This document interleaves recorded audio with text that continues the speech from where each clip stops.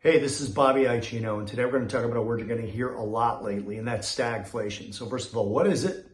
It basically means a slowing economy while inflation is not decreasing in its rate of change. Number two, should you be concerned about it? The answer is yes, because the probability of stagflation is much higher than the probability of Goldilocks or this sort of soft landing that the Fed has never engineered in their history.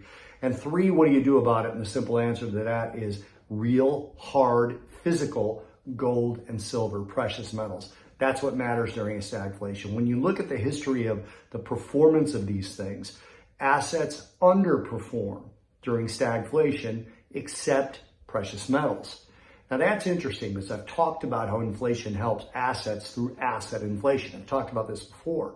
But in this particular case, when the economy is growing much more slowly or not growing at all, yet inflation still persists and is maybe on the increase, not even on the decline, but is still present.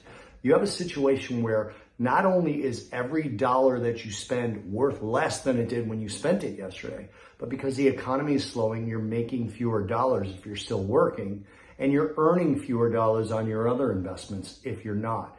Guess which outperforms there? Precious metals. Now, keep in mind, precious metals is not just about outperformance in the form of, well, the S&P made 20% and gold made 22%. I just made those figures up. But that's not what it's always about. When things are falling, you want to be invested in things that fall less.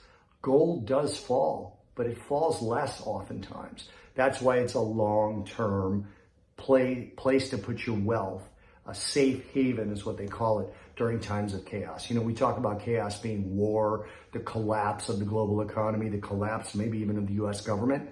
That's not what you should worry about here. What you should worry about is the more likely chaos. And one of those takes the form of stagflation.